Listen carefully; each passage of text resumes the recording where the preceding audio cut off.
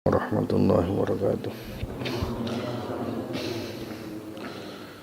Nahmaduhu wa nusalli wa nusallimu ala rasulil karim wa ala alihi wa ashabihi ajma'in. Rabbi shrah li sadri wa yassir li amri wahlul 'uqdatam min lisani yafqahu qawli. Qala al-imam al-hafidz Nasiruddin al-Mughtairi rahimallahu ta'ala wa adamallahu naf'a wa fahma bi 'ulumihi wa 'ulumikum wa 'ulumi sa'iris shalihin fid dharain amin. Fi kitab al-musamma bi khasaisil Mustafa sallallahu alaihi wasallam ila anqala wa qutya lan tentukel apa ya durujulin tangane seorang laki-laki yauma badrin ing dalam perang Badar. Wajah alan teka sapa rajul yahmilu haling wa sapa rajul ha ing yad ilahi maring Kanjeng Nabi sallallahu alaihi wasallam fa asaka mongko nempelaken sapa Nabi ha ing yad nempelaken ha ing yad sapa alaihi salatu wassalam biadihi kelawan tangane rajul fale sikot mongko dadi nempel. Wa akhraja sapa al-Bukhari Imam Bukhari ana sak temene kelakuan iku isibat mekenani apa rijlu Abdullah bin Atikin sikile Abdullah bin Atik fabariat mongko sembuh mongko mari apa rijil bimasih kelawan musabe Kanjeng Nabi minhi niha saking saknalikane usip masah.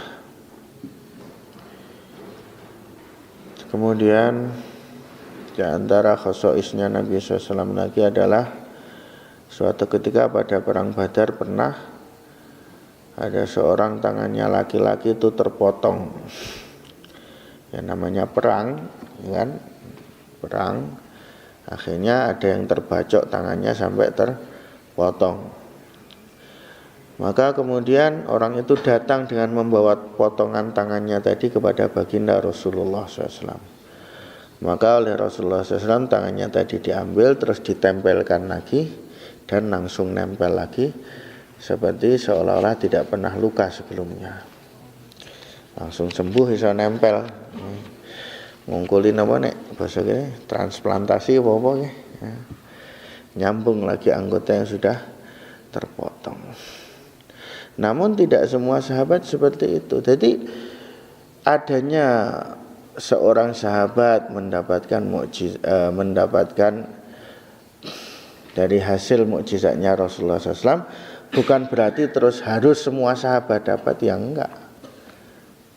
Ya kan?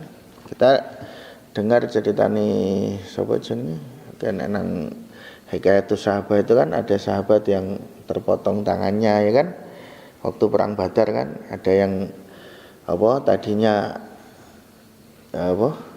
tangannya terpotong terus digantungkan, akhirnya ketika dirasa ganggu terus diinjak jarinya terus biar terpotong sekalian. Ya memang seperti itu yang terjadi. Jadi mukjizat ini memang betul-betul terjadi, namun tidak kok berarti semua sahabat harus begitu semua gitu. Setiap sahabat terpotong tangannya pada datang ke Rasulullah minta disambungkan lagi, tidak. Ya sahabat macam-macam, ada yang berpendapat saya pengen disambungkan lagi, ada yang mungkin yang lain berpendapat ini nanti buat kenang-kenangan jihad fisabilillah, akhirnya milih untuk tidak disambungkan lagi. Ini loh, paham ora? Jadi ora kok misalnya kita mengingkari riwayat ini, kalau memang seperti ini kenapa masih ada sahabat yang terpotong tangannya waktu jihad fisabilillah? Ya enggak apa-apa. Jadi bukan satu keharusan kok semua harus niru. Lagian ini kan kejadian belum tentu di hadapan orang banyak, ya kan? Mungkin kejadian ini hanya di hadapan beberapa orang sahabat saja, sedangkan kebanyakan sahabat kan yang namanya di medan perang kan saat itu sibuk. Kan? Seperti juga cerita tentang sahabat yang tadinya buta, kemudian diajari oleh Rasulullah SAW doa, yang mana dalam doa tersebut terdapat tawasul dengan baginda Rasulullah Sallallahu Alaihi Wasallam, akhirnya terus sembuh. Nah, ini bukan kok berarti harus kalau begitu ya semua sahabat yang buta kalau napa jenenge? Kalau datang ke Nabi atau kalau doa dengan doa itu nanti pasti sembuh. Ya iya. Tapi ini bukan merupakan suatu kelaziman. Nah, bisa saja dikabulkan, bisa saja nggak dikabulkan karena sebab-sebab yang lain. Ya kan? Namanya suasana bisa saja berubah. Sahabat ini mungkin sedang tawajuh, sahabat yang lain lagi nggak tawajuh, ya kan? Atau ada istijal atau ada unsur-unsur yang lain. Atau sebagian sahabat yang buta lebih memilih untuk napa? Pahala butanya di akhirat daripada sembuh di dunia. Ya kan?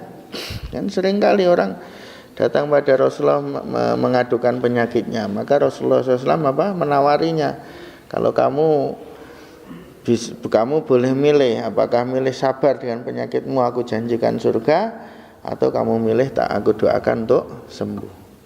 Maka banyak sahabat yang memilih apa? Sabar saja. Ya kan? Jadi tidak merupakan suatu kelaziman.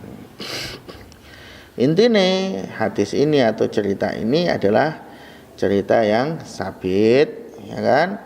Dan adanya lawazim yang diilzamkan tadi itu tidak merusakkan kesabitan daripada mukjizat ini. Rajal Bukhari, Imam Bukhari mentarid bahwa sesungguhnya kakinya Abdullah bin Atik itu terkena atau sakit, ya. Bahkan kalau dalam riwayat lain riwayat dikatakan patah tulang sebetulnya. Maka dia menjadi sembuh dengan saat itu juga dengan usapan baginda Rasulullah SAW. Dia Abdullah bin Atik ini waktu itu sedang dalam misi untuk membunuh salah seorang Yahudi, ya.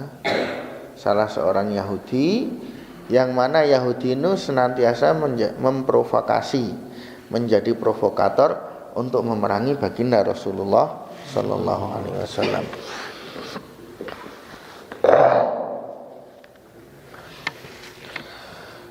Untuk memerangi baginda Rasulullah SAW. Saya lupa namanya.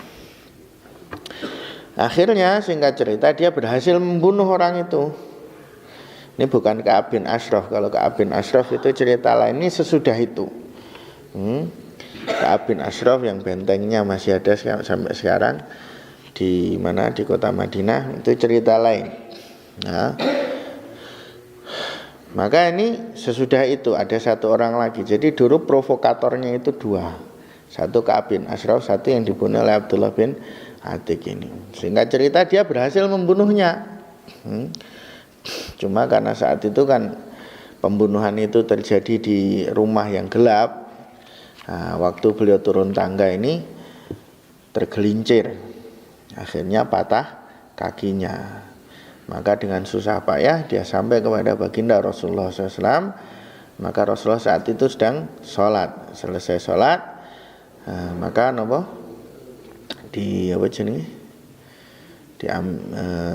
disowankan lah, ya. Maka oleh Rasulullah SAW diusap kakinya ini, langsung sembuh saat itu juga. Langsung sembuh. Wa akhbaran ngabari sapa Nabi sallallahu alaihi wasallam ilmu musyrikina, kelawan tempat jatuhnya atau tempat tewasnya wong musyrik fi Badrin ing dalam perang Badar. Hadza utawi iku masra'u fulanin, dadi nggon matine fulan, wa hadza iku masra'u fulanin. Falam ya'tu mongko ora ngliwati sapa wahidun satu minhum saking musyrikin masra'ahu ing tempat jatuhnya musyrik wahid alladzi kang masra' sama kang ngarangi sapa nabi hu ing ladzi rahu sapa Muslim, Imam Muslim. Wa akhbara lan ngabari sapa Nabi sallallahu alaihi wasallam bi anna taifa kelan sak temene satu golongan min ummatihi saking umat Nabi iku yazuna bakal padha merangi berperang sapa Taif fil bahri ing dalam lautan kal muluki kadene raja-raja alal asirati ing atase singgasanane, dampar kenconone. Wa anna Ummah Haram min sak temene Ummah Haram khalatu Anas bin Malikin, ya bibiknya Anas bin Malik iku minhum termasuk saking umat atau Taif. Fakana mongko ana apa kejadian niku kadzalika kadene mengkono lah minhum.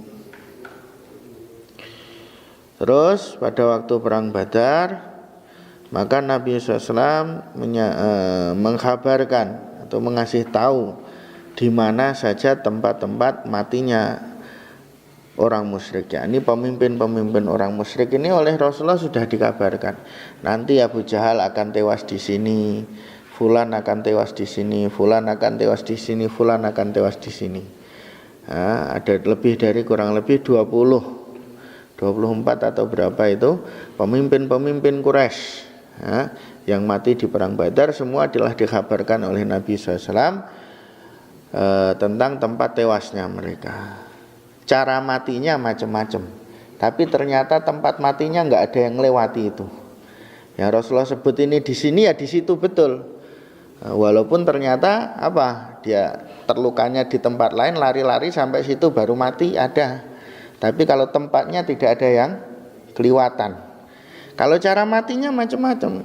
Kalau tafsir tentang cara mati kayak Abu Jahal itu nggak langsung mati. Ya kan, kalau di Hikayatus Sahabah diceritakan tentang bagaimana pembunuhannya kan rada angel toh. Ya kan. Terjaga, ditebas, jatuh dari kuda nggak langsung mati, ada sahabat lain nebas lagi, ya kan. Sampai yang musyarakah untuk membunuh Abu Jahal itu ada berapa? Ada empat orang sahabat, 2 orang, ya kan? Siapa sih? Mu'adz bin Afra dan Muawiyah bin Afra kalau nggak salah. Tambah lagi 1 sahabat Ansar, terus yang terakhir siapa? Abdullah bin Mas'ud radhiyallahu anhu. Ya kan? Terus seperti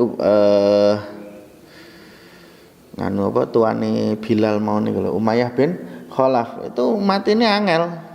Tapi ternyata tempat matinya ya sesuai dengan yang disebut oleh baginda Rasulullah SAW tadi. Ya, tidak ada satupun yang lewati itu. Ya, 1 jengkal saja tidak ada yang luput. Ini adalah mukjizatnya baginda Rasulullah SAW. Besok tanggal 17 Ramadan itu pas kejadian perang Badar itu, Masya Allah luar biasa ya. Perang Badar itu terjadi 17 Ramadan. Hadis ini diriwayatkan oleh Imam Muslim. Akhbarana Nabi SAW, dan Nabi SAW mengkabarkan bahwa nantinya akan ada satu golongan dari umatnya yang mereka akan perang di atas lautan, bertempur di atas lautan dan menyeberangi lautan sebagaimana raja-raja di atas singgasananya, dengan penuh wibawa seperti raja-raja di atas singgasana, dan Ummu Haram termasuk mereka. Ini juga satu mukjizat. Ternyata terjadinya lama sesudahnya, sudah Rasulullah wafat sempat. Jadi ceritanya itu kan kaum muslimin berhasil menguasai Syam, menguasai Mesir, ya kan? Menguasai Syam dan menguasai Mesir. Maka orang Rom ini karena mereka punya angkatan laut terus merongrong terus.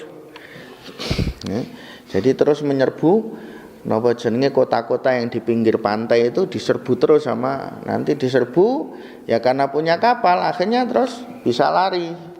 Ya, jadi setelah bikin kerusakan, setelah membunuh, merampas harta, nyulik gampangannya lari lewat laut, lari lagi ya, itu kan repot. Maka terus para pemimpin, para gubernur-gubernur minta izin kepada Sayyidina Umar radhiyallahu anhu di zaman khalifahnya Umar untuk membentuk angkatan laut. Ya, membentuk angkatan laut. Maka pertama Sayyidina Umar radhiyallahu anhu itu meminta atau bertanya kepada seorang sahabat yang pengalaman, yaitu Amr bin As radhiyallahu anhu, bagaimana keadaan laut itu, bagaimana sifatnya laut itu. Maka kemudian diceritakanlah tentang laut itu oleh Amr bin As radhiyallahu anhu. Ya, tapi sifatnya ngeri. Sifatnya apa? Ngeri. Ini laut itu ya memang saat itu bahaya sekali. Namanya perjalanan laut itu kan dengan cuaca yang tidak bisa diduga, maka hanya orang-orang pemberani saja yang di laut. Maka kalau ulama terdahulu itu Nah, termasuk orang itu kalau mau melakukan perjalanan lewat laut, menurut sebagian ulama itu dia hanya boleh tasarruf seperti hartanya saja. Jadi kaya-kaya wis sekarat meh mati. Orang kok mau melakukan perjalanan lewat laut niku digolongkan seperti orang yang sudah hampir mati, karena memang lebih banyak celakanya daripada selamatnya. Makanya hanya orang yang memang sangat berani saja yang berani mengarungi lautan. Masya Allah, nek sapa Amr bin As itu gambar kene memang seperti masuk dalam lautan api. Satu buah kapal yang mengarungi lautan itu seperti seekor seekor cacing yang meniti di atas lidi atau meniti di atas jarum. Kalau miring sedikit langsung jatuh gitu. Ini ceritanya ngono kuwi lah. Maka Sayyidina Umar terus wah ini bahaya nek gini. Lebih banyak bahayanya daripada tidaknya. Akhirnya Sayyidina Umar tidak mengizinkan.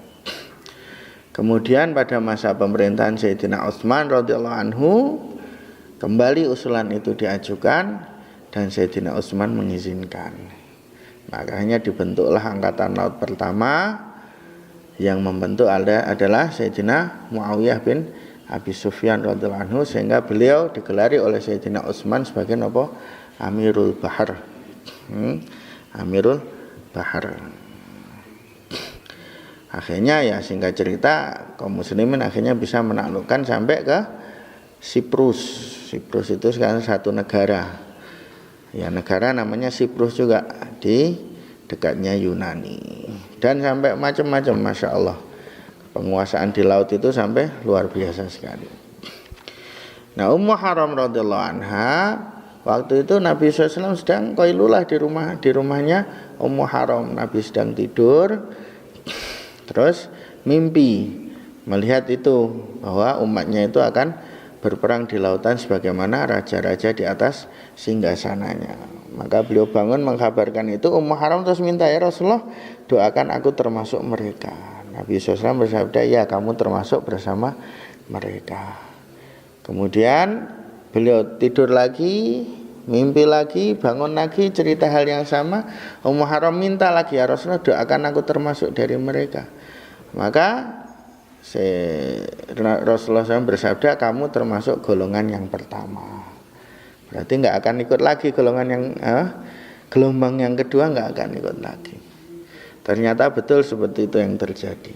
Ya, diceritakan Ummu Haram ikut gelombang yang pertama perang. Nah, sampai selesai menaklukkan Siprus. Ketika mau pulang, ya, kebanyakan riwayat mengatakan ketika mau pulang itu beliau ketika mau naik ke kapal lagi itu keledainya tiba-tiba berot, terus beliau jatuh, patah lehernya, meninggal dunia. Akhirnya dikuburkan di situ. Diceritakan kuburnya itu yang dikuburkan dalam satu komplek itu, satu tempat itu bersama beliau 7 orang. Nah, beliau dan 7 orang sahabat yang lain. Nah, sampai sekarang kubur itu masih diziarahi. Banyak kalau zaman ya dari dulu sampai sekarang banyak sekali orang yang mendapat hidayah ya dengan menziarahi kuburnya sapa Ummu Haram tersebut. Bahkan sampai orang-orang yang kafir, orang Kristen pun pada menjuluki kuburan itu dengan nama kuburan orang yang soleh, kuburan orang baik. Padahal aslinya kan musuhan, mereka orang Romawi kan. Mereka orang Romawi kan musuhan dengan pasukan Islam, tapi mereka mengatakan ini adalah kuburan seorang yang soleh, seorang yang baik. Wa qala lil Hasan, wa qala ngendika sapa Nabi sallallahu alaihi wasallam lil Hasani, maring Sayyidina Hasan bin Ali radhiyallahu anhuma. Innabni, saat temene anakku, tegese putu, maksudnya anak itu cucu nang kene. Hadza ya ibni iku sayyidun, merupakan seorang penghulu, seorang napa tuan. Wala Allah, muga-muga Allah atau mesti Allah iku ayusliha, mendamaikan sapa Allah bihi kelawan ibni baina fi'ataini antara dua golongan azimataini kang gedhe karone apa fi'atain minal muslimina saking muslim. Fasalama mongko menyerahkan sapa Sayyidina Hasan al-amra ing perkarane yakni masalah kekhalifahan atau kepemimpinan li Muawiyah maring Sayyidina Muawiyah. Ruang riwayatake hadis sapa Al-Bukhari Imam Bukhari. Nabi SAW menyifati Sayyidina Hasan dengan mengatakan innabni hadza sayyidun, sesungguhnya anakku ini adalah sayyid atau penghulu atau pemimpin. Jadi memutlakkan kata anak bagi cucu, bagi keturunan itu ya biasa gitu. Bukan termasuk ingkar dengan nasab. Nah aku saiki bilang misalnya aku putrane Mbah Romo Agung ya ora salah. Gitu. Ora salah karena itlak yang seperti ini biasa. Wala Allah ayuslabi baina fi'ataini azimatain minal muslimin, dan Allah nanti akan mendamaikan dengan asbab anakku ini atau di asbab cucuku ini, nanti Allah akan mendamaikan di antara dua golongan yang besar di antara orang muslim. Ini menunjukkan bahwa konflik atau pertempuran yang terjadi antara Sayyidina Ali yang kemudian diteruskan oleh Sayyidina Hasan dengan Sayyidina Muawiyah itu adalah pertemuan yang terjadi di antara dua golongan dari kaum muslimin. Dengan pengakuan dari baginda Nabi SAW sendiri mengatakan dua golongan itu adalah dua golongan orang muslimin. Ya, maka walaupun ya gampangane napa jenenge bukan gampangan ini. Ulama ya akhirnya memberikan gambaran atau memberikan garis batas bagi kita semua bahwa apa yang terjadi di kalangan sahabat itu kita tidak boleh membahasnya. Ya, segala pertempuran yang terjadi di antara sahabat, segala fitnah yang terjadi di antara sahabat, ikhtilaf yang bahkan sampai kepada pertumpahan darah yang betul-betul terjadi di zaman sahabat, semua itu hendaknya kita diam. Kita tidak boleh membahasnya. Pertama apa? Pertama karena itu adalah berkaitan dengan sahabat, orang-orang yang telah disaksikan keimanannya oleh baginda Rasulullah Shallallahu Alaihi Wasallam, kekasih-kekasih dari baginda Rasulullah SAW. Yang kedua, karena Rasulullah SAW ini telah menyaksikan bahwa mereka adalah orang Muslim, ya kan? Nah, mereka adalah orang Muslim, maka ini adalah khilaf yang terjadi di antara dua orang Muslim. Ini sekaligus menolak pendapatnya orang Syiah yang mengatakan bahwa orang yang memusuhi Sayyidina Ali itu hukumnya kafir. Ini tidak betul, ya. Kenapa? Karena Rasulullah SAW sendiri bersabda apa? Fi'ataini azimataini minal muslimin, dua golongan yang besar dari orang Muslim. Berarti yang golongan bersama Sayyidina Hasan itu Muslim, golongan yang bersama musuhnya Sayyidina Hasan waktu itu juga Muslim. Nah, oleh karena mereka Muslim inilah maka Sayyidina Hasan mau untuk mengalah sehingga terjadilah perdamaian. Nah, enggak. Jadi ceritanya itu kan zaman dulu karena terjadi ikhtilaf, akhirnya terjadilah pertempuran pertama antara Sayyidina Ali dengan Sayyidina Muawiyah radhiyallahu anhuma. Kemudian setelah Sayyidina Ali dibunuh, maka kemudian yang mimpin adalah Sayyidina Hasan radhiyallahu anhu. Maka hampir mau berperang lagi, udah masing-masing bawa pasukan lagi, jumlahnya yang sama besarnya. Jumlahnya sama besarnya. Maka begitu melihat jumlah yang demikian besar dan kemungkinannya akan jadi pertumpahan darah yang begitu banyak sekali, darah kaum muslimin akan tertumpah, maka Sayyidina Hasan terus berpikir, ini kalau diterus-teruskan ini adalah menumpahkan banyak sekali darah kaum muslimin. Ini perkara yang tidak sesuai. Maka akhirnya beliau mau untuk mengalah, mengakui atau menyerahkan kekhalifahan kepada Sayyidina Muawiyah. Ya, tadinya khalifah sesudah Sayyidina Ali adalah Sayyidina Hasan, akan tetapi diserahkan kepada Sayyidina Muawiyah radhiyallahu anhu. Maka akhirnya berdamailah dua pasukan ini. Nah, sehingga tahun kejadian ini dinamakan sebagai Amul Jamaah atau tahun berkumpul lagi, tahun berjamaah lagi. Kenapa? Karena khilaf yang sudah bertahun-tahun terjadi bisa terdamaikan pada waktu itu. Nah, ini adalah satu mangkobah atau satu manaqib, satu keistimewaan dari Sayyidina Hasan radhiyallahu anhu. Tapi nek cara wong Syiah piye? Nek cara wong Syiah ini penghinaan. Nah ini, makanya Syiah itu mereka katakan sebagai pendukung Ahlul Bait, sebagai Ahlul Bait, ini palsu. Ini hanya pengakuan palsu. Kenyataannya apa? Kenyataannya mereka nggak suka dengan ini. Bahkan mereka karena amal jamaah ini, karena perdamaian ini, mereka kemudian mengatai Sayyidina Hasan, menjuluki Sayyidina Hasan sebagai apa? Mudhillul muslimin. Orang yang menghinakan orang muslim. Kalau betul mereka pengikut Ahlul Bait, masa mereka akan menghina seorang penghulu Ahlul Bait, seorang pemimpin Ahlul Bait seperti itu? Menjuluki seorang, ya kan, pembesar Ahlul Bait seperti itu kan nggak mungkin, ya nggak? Ya, mereka menjuluki Hasan radhiyallahu anhu sebagai apa? Mudhillul muslimin. Padahal Sayyidina Hasan ini adalah orang yang banyak sekali sabda Rasulullah SAW mengkhabarkan tentang fadilihnya Sayyidina Hasan radhiyallahu anhu. Maka apa yang dikatakan orang Syiah bahwa mereka adalah pendukung Ahlul Bait, pelindung Ahlul Bait, ini adalah palsu belaka. Dan khilaf antara kita dengan Syiah ini bukan sedikit. Sekarang sering disetir bahwa seolah-olah khilaf antara kita dengan Syiah itu seperti khilaf antara kita dengan madhab-madhab yang lain. Seperti khilaf antara Syafi'i dengan Hanafi, Syafi'i dengan Hambali. Enggak, tidak sesederhana itu. Imam Syafi'i, Imam Abu Hanifah, Imam Malik, Imam Ahmad bin Hambal, khilafnya dalam furu' fiqhiyah, tidak ada khilaf di dalam akidah.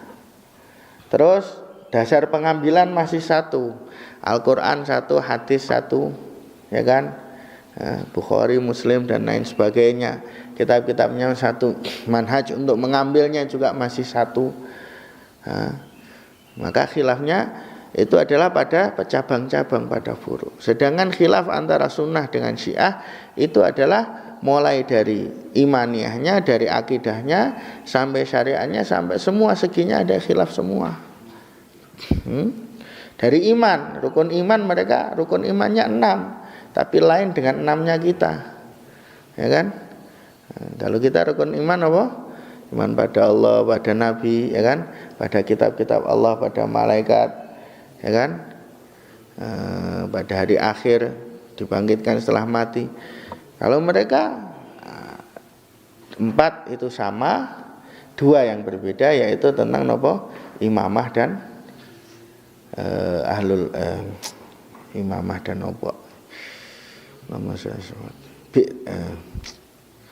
jadi kebangkitannya itu kebangkitan imam gitu loh intinya. Kebangkitannya bukan kebangkitan ini kebangkitan imam. Karo sing kudu beriman bahwa imam mereka yang 12 itu adalah merupakan rukun iman. Kalau nggak beriman dengan itu maka berarti dia kafir. Berarti ini kan sudah berbeda sekali. Ya.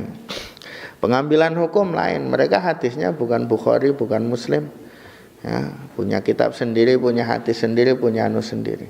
Intinya perbedaan antara kita dengan mereka itu adalah perbedaan yang sangat jauh sekali. Tidak sama dengan perbedaan antar madzhabul arba'ah. Ya. Nek soal hidup berdamai dengan mereka piye ya ora apa-apa urip. Tapi nek soal akidah ya aja gelem dicampur. Nek soal hidup ya urip kok, namanya hidup bertetangga. Bertetangga karo wong kafir wae ora apa-apa to. Ya ora. Ya, bertetangga sama orang kafir bukan berarti kalau kita tetangganya orang kafir kudu dibacok. Ngene ya ora kena kok. Ya ora. Tapi kalau soal akidah ya jangan mau untuk dicampur-campur. Ini penting untuk kita semua mengetahuinya. Wa akhbara lan ngabarake sapa Kanjeng Nabi, An-Nabi sallallahu alaihi wasallam bi qatli Abhalah dzil khimari kang duweni kemul. Khimar itu kerudung, tapi maknane kerudung itu sing buat selimut nganu gitu. Karena dia laki-laki. Wa huwa utai Abhalah itu al-Aswad al-Anasi al-Aswad al-Anasi al-Kadzab kang banget goroe lailata qatliin dalam dinane kematiane Aswad Anasi wa biman lan ngabariki kelawan wong qatala kang mateni sapa man hu ing Aswad bison'a ing dalam tanah Son'a al-Anasi seorang pendusta pada hari kematiannya dan tentang siapa yang membunuhnya. Jadi sebelum Nabi wafat itu ada 2 orang yang ngaku Nabi. Ya, 2 orang yang ngaku Nabi. Kalau sesudah Nabi wafat ada tambahan 7 lagi. Ya. Ini yang kemudian dikatakan sebagai apa? Murtadnya orang-orang Arab pada waktu Nabi wafat. Nah, sebelum Nabi wafat itu ada 2 yang ngaku Nabi. Satu Aswad al-Anasi, yang kedua Musailamah al-Kadzab. Cuma Aswad al-Anasi ini mati waktu Nabi SAW masih hidup. Di singkat cerita dia ngaku Nabi di Yaman, akhirnya dia bisa menguasai Yaman. Sehingga dia berhasil membunuh gubernur yang ditunjuk oleh baginda Rasulullah Sallallahu Alaihi Wasallam, sampai waktu itu sahabat Mu'adz bin Jabal radhiyallahu anhu yang ditunjuk untuk berdakwah di Yaman pun sempat terdesak. Paham?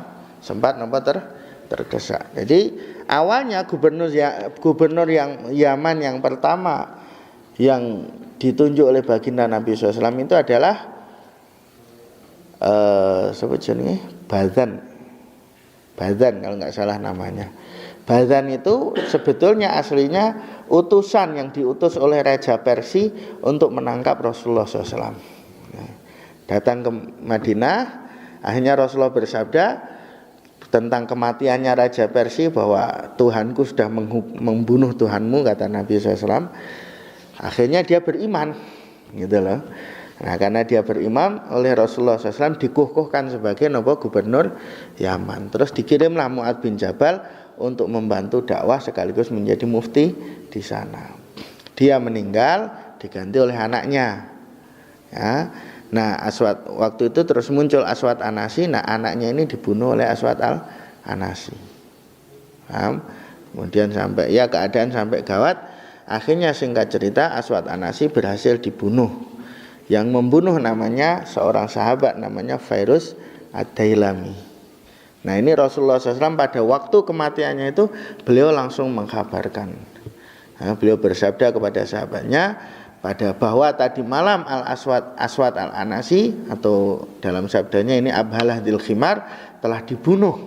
Yang membunuhnya adalah rajulun soleh Fairuz ad-Dailami. Ya. Ini mukjizat, ya, mukjizat. Ya. Nah, zaman saiki zaman saiki ana HP. Nah, mungkin saja nih zaman dulu kan nggak ada HP, nggak ada apa. Dari mana Nabi tahu? Ya kan? Dari mana Nabi tahu? Kalau zaman sekarang ada HP, ya kan, masuk WA jadi status wes langsung kabeh wong seluruh alam tahu, ya kan? Ini zaman dulu. Nah, makanya ini adalah menunjukkan kudratullah, zat yang sekarang mampu untuk menyampaikan kabar dalam waktu singkat ke seluruh alam dengan wasithah HP, mampu juga menyampaikan kabar tanpa HP, ya, langsung dikabarkan kepada Rasulullah, nggak perlu HP, nggak perlu pulsa, nggak perlu provider, nggak perlu apa-apa. Wa akhbara bi mautin Najasyi yauma mauti, demikian juga beliau mengkabarkan tentang kematiannya Raja Najasyi pada hari kematiannya. Ini luar biasa sekali, ya. Waktu meninggalnya Najasyi, padahal dari Najasyi dari mana itu? Madinah sampai ke Ethiopia sampai ke Habsyah ini berapa ribu kilometer, jauh sekali. Perjalanan berbulan-bulan, namun Rasulullah SAW mengetahuinya dan langsung mengkabarkannya kepada para sahabat, dan langsung dilaksanakan salat ghaib. Jadi dalilnya salat ghaib atau pertama kali dilaksanakannya salat ghaib itu adalah untuk mensolati Najasyi. Ya. Ini semua adalah kemukjizatan atau khosois dari baginda Rasulullah Sallallahu Alaihi Wasallam, di mana di zaman itu tidak ada wasithah, untuk bisa mengetahuinya kecuali semata-mata adalah dari Allah Subhanahu wa taala. Maka semoga Allah Subhanahu wa taala memberi kefahaman kepada kita, kecintaan dan kerinduan kepada baginda Rasulullah sallallahu alaihi wasallam. Ala hadhihi niyyah wa likulli niyatin shalihah syamilah wa li hifdina jamil muslimin wal bala rafi'il fitan wal mihan wal bala wal